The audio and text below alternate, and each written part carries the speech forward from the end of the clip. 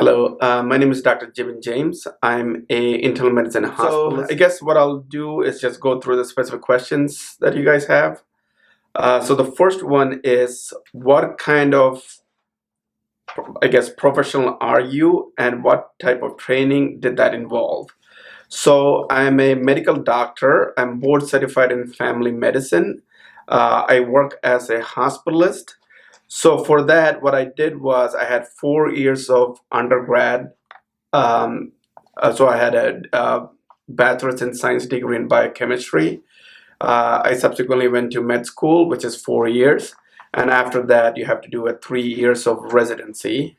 And so that's a total of 11 years after high school.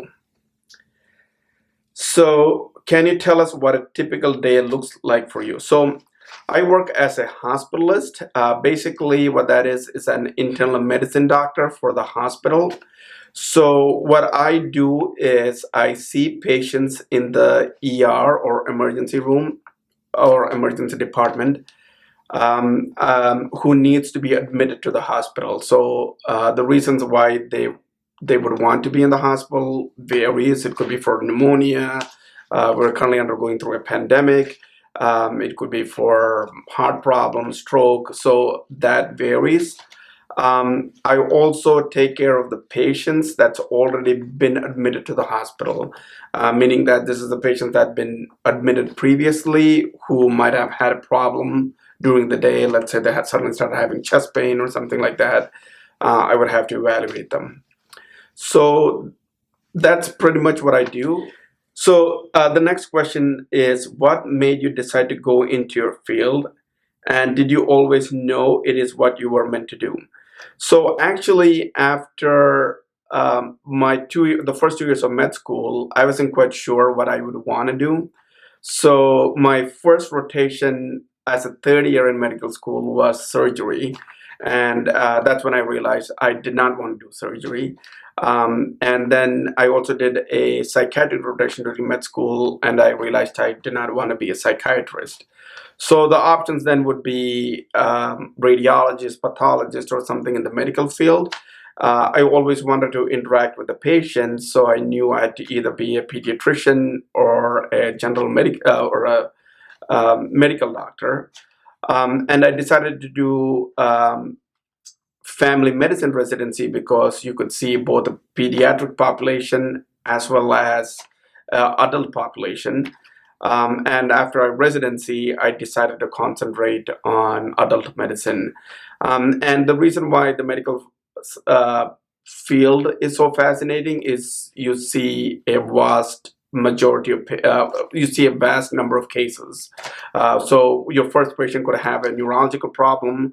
Your second patient could have a cardiac problem. Your third patient could have like a skin problem, and your fourth patient could have like all of them. So it gives you a wide range of things that you're seeing on a daily basis, which is pretty fascinating, and you always learn something new each day.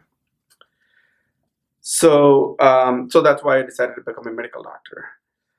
So the next question is, which courses in college did you find most beneficial in preparing you for your career path? So I did my Bachelor of Science in biochemistry, and I felt that it was useful to have a degree in biochemistry because one of my first courses in medical school that you would take is from biochemistry. So in that sense, it made sense to get a degree in biochemistry, but you don't necessarily need a degree in biochemistry to excel in medical school.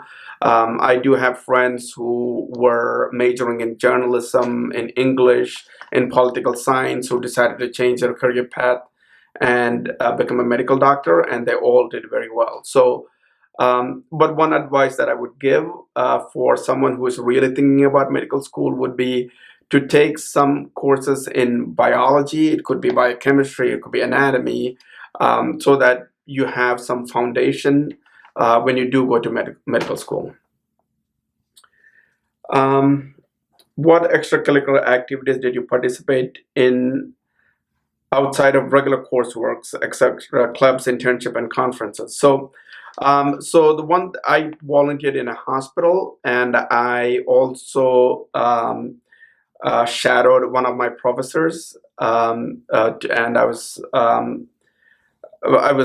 helping him with a research project to publish a paper. So that's what I did prior to medical school, and it does help with your resume when you do apply. Besides your scores, of course. Um, how did you maintain focus to study and prepare for your exams and other coursework in your professional school? So, one thing I realized with medical school, when you go immediately from undergrad to medical school, you would notice that the courses by itself, it's not that difficult. But most of the courses that you would be taking in medical school would be level three courses. What I mean by that is when you start your undergrad, most of the courses are usually biology 101. Then you will take organic chemistry, physics, what have you. And then when you're a junior or senior, your courses are usually like a level three courses, like biology 303. So you would take like a few of those courses to graduate, and but you also have some courses mixed in, like it could be music or it could be philosophy. So it's not that intense in science. But when you go to medical school, all your classes are level three courses. So that's the only difference that I noticed. It's not that the medical school by itself is hard. It's just that all the courses, or all the subjects, I should say, like whether it's biochemistry, anatomy, pharmaceuticals, behavioral, they all tend to be very intense, and it will require your attention. All courses. Um, So my personal interest, I guess I'm not working on any research projects at this point, but quality improvement is a big thing, especially when you're working in a hospital setting. So you always try to improve the quality metrics to ensure that all the patients that you're seeing are getting the best care that's required. I guess some of the questions, I mean, the most prominent question that most of the people who are in undergrad or in high school right now would be, how do I get into medical school? So, the first thing I will say is that make sure you're going into medical school for the right intention. So, because the medical field is always changing. So, the things that you might try to accomplish now might not be there. So, as long as you know what you're trying to get out of by going to medical school, then great. If this is your lifelong dream and you want to pursue it, go for it. So some of the tips I would have would be, of course, do well in school, especially your science subjects, which would be biology, chemistry, and physics. So even if you flunked out of philosophy or music, as long as you're doing well in your sciences, then that should be fine. But if you have a 4.0 in flute playing, but like a C in biology, that usually doesn't bode well at the time of applications. The second thing will be Mcat. You have to make sure that you do well in Mcat. And any type of research, volunteering, it all adds up and it will bolster your resume.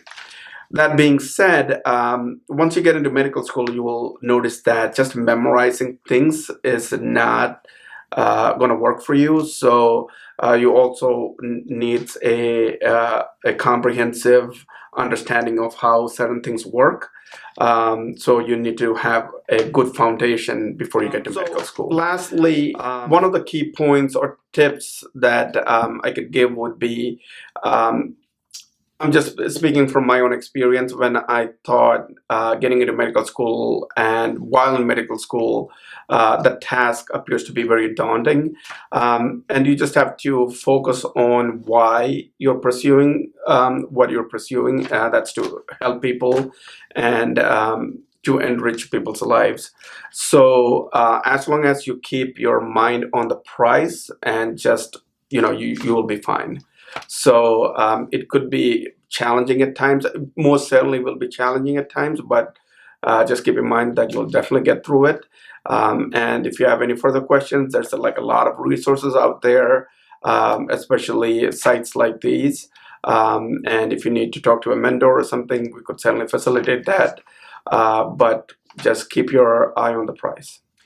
So thank you, and I hope this helps. And you could certainly find more videos like this on Do Influence. And if you have any questions, please reach out to us.